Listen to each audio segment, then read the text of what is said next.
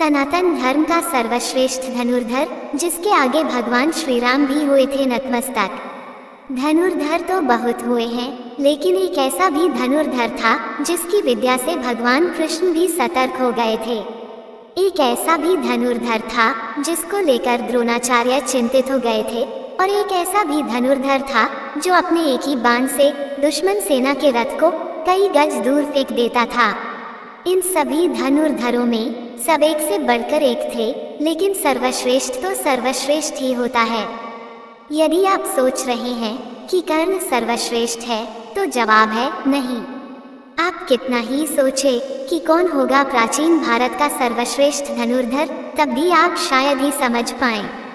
आप सोच रहे होंगे कि यह बात जरूर अर्जुन या एकलव्य के बारे में की जा रही होगी, लेकिन नहीं, ये वो धनुर्धर है जिसके आगे भगवान श्री राम भी नतमस्तक हुए थे। आइए जानते हैं अंतिम क्रम से पहले क्रम के धनुर्धर के बारे में, अर्थात पहले हम बताएंगे सबसे कमजोर धनुर्धर के बारे में, फिर अंत में बताएंगे सर्वश्रेष्ठ धनुर्धर के बारे में। हालांकि सर्वश्रेष्ठ का चयन करने का अधिकार हमें नहीं है, प्रत्येक व्यक्ति के अनुसार सर्वश्रेष्ठ का क्रम अलग अलग हो सकता है। 8वां धनुर्धर अर्जुन। 5 पांडवों में से एक अर्जुन की धनुष विद्या भी जग प्रसिद्ध थी। गुरु द्रोण के श्रेष्ठ शिष्यों में से एक थे अर्जुन। द्रोण ने अर्जुन को धनुष सिखाते वक्त वचन दिया था कि तुमसे श्रेष्ठ इस संसार में कोई धनुर्धर नहीं होगा।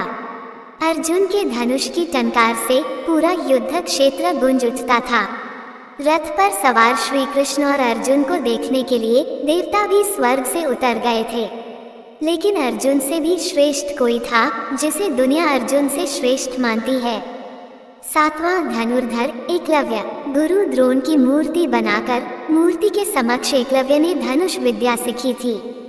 गुरु द्रोण को जब इस बात का पता चला कि एकलव्य अर्जुन से भी श्रेष्ठ धनुष बाण चलाना सीख गया है, तो उन्होंने एकलव्य से पूछा कि तुमने यह विद्या कहाँ से सीखी। इस पर एकलव्य ने कहा, गुरुवर, मैंने आपको ही गुरु मानकर आपकी मूर्ति के समक्ष इस विद्या को हासिल किया है। इस बात पर द्रोण ने कहा कि तब तो हम गुरु दक्षिणा के हकदार हैं।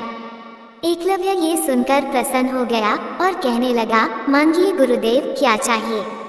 द्रोण ने कहा कि तुम जिस हाथ से प्रत्यंचा चढ़ाते हो, मुझे उस हाथ का अंगूठा चाहिए। अर्जुन को दिए वचन की रक्षा के लिए ही उन्होंने एकलव्य से उसका अंगूठा मांग लिया था। 6वां धनुर्धर कर्ण। वैसे तो महाभारत काल में सैकड़ों योद्धा हुए हैं, लेकिन कहते हैं कि युद्ध में कर्ण जैसा कोई धनुर्धर नहीं था।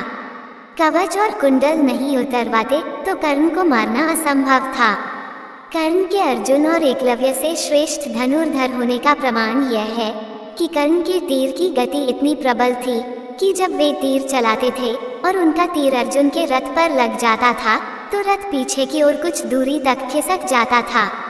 कृष्ण अर्जुन से कहते थे कि जिस रथ पर मैं और हनुमान विराजमान हैं, उसके इस तरह पीछे धकेले जाने से पता चलता है कि कर्ण की धनुर्विद्या में बहुत बल है। 5वां धनुर्धर बर्बरीक। बर्बरीक महाभारत काल का सर्वश्रेष्ठ धनुर्धर था।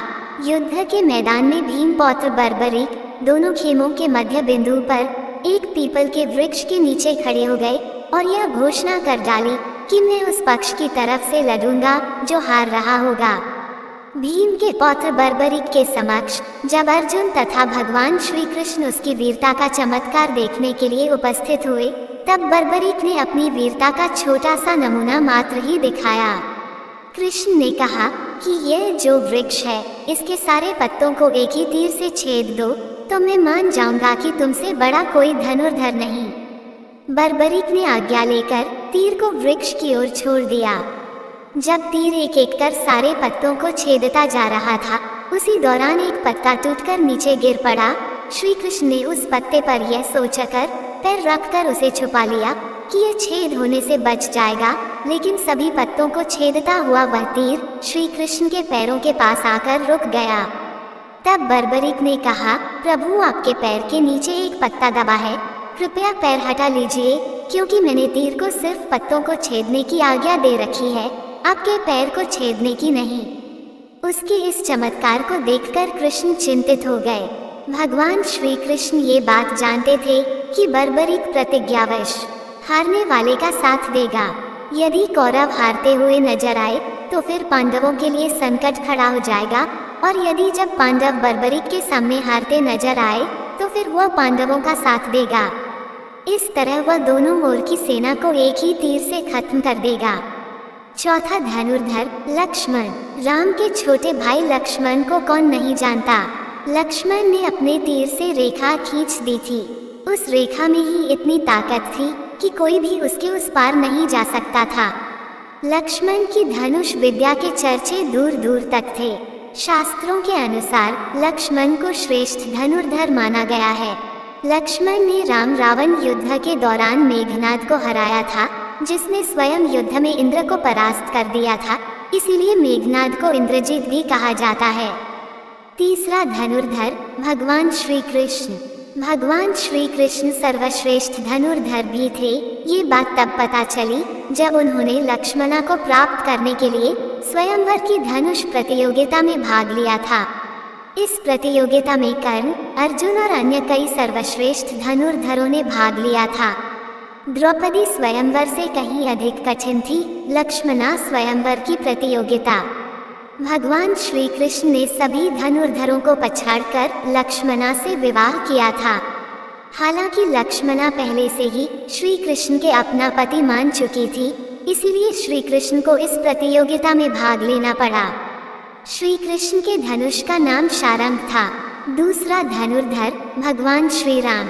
एक बार समुद्र पार करने का जब कोई मार्ग नहीं समझ में आया तो भगवान श्री राम ने समुद्र को अपने तीर से सुखाने की सोची, और उन्होंने तरकश से अपना तीर निकाला ही था और प्रत्यंचा पर चढ़ाया ही था कि समुद्र के देवता प्रकट हो गए और उनसे प्रार्थना करने लगे थे।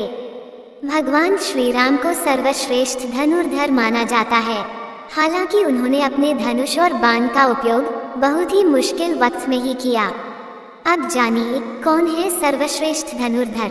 सबसे बड़ा धनुर्धर भगवान शंकर अर्थात शिव जी को माना जाता है, जिनके आगे भगवान श्री राम भी नतमस्तक हुए थे। संपूर्ण धर्म, योग और विद्याओं की शुरुआत भगवान शंकर से होती है और उसका अंत भी उन्हीं पर होता है। भगवान शंकर ने इस धनुष से त्रिपुरासुर को मारा था। त्रिपुरासुर अर्थात 3 महाशक्तिशाली और ब्रह्मा से अमरता का वरदान प्राप्त असुर थे। शिव ने जिस धनुष को बनाया था उसकी टंकार से ही बादल फट जाते थे और पर्वत हिलने लगते थे। ऐसा लगता था मानो भूकंप आ गया हो। ये धनुष बहुत ही शक्तिशाली था। इसी के एक तीर से त्रिपुरासुर की 3 नगरियों को ध्वस्त कर दिया गया था। इस धनुष का नाम पिनाक था। देवी और देवताओं के काल की समाप्ति के बाद इस धनुष को देवराज को सौंप दिया गया था। उल्लेखनीय है कि राजा दक्ष के यज्ञ में यज्ञ का भाग शिव को नहीं देने के कारण भगवान शिव बहुत क्रोधित हो गए थे और उन्होंने सभी देवताओं को अपने पिनाक धनुष से नष्ट करने की ठानी। एक टंकार से धरती का वातावरण भयानक हो गया। बड़ी मुश्किल से उनका क्रोध शांत किया गया। तब उन्होंने ये धनुष देवताओं को दे दिया। देवताओं ने इसे राजा जनक के पूर्वज देवराज को दे दिया। राजा जनक के पूर्वजों में निमि के ज्येष्ठ पुत्र देवराज थे। शिव धनुष उन्हीं की धरोहर स्वरूप राजा जनक के पास सुरक्षित था। इस धनुष को भगवान शंकर ने स्वयं अपने हाथों से बनाया था। उनकी इस विशालकाय धनुष को कोई भी उठाने की क्षमता नहीं रखता था, लेकिन भगवान राम ने इसे उठाकर इसकी प्रत्यंचा चढ़ाई और इसे एक झटके में तोड़ दिया। बोलो प्रभु श्री राम की जय। कोई है वही जो राम रची राखा, को करे तर्क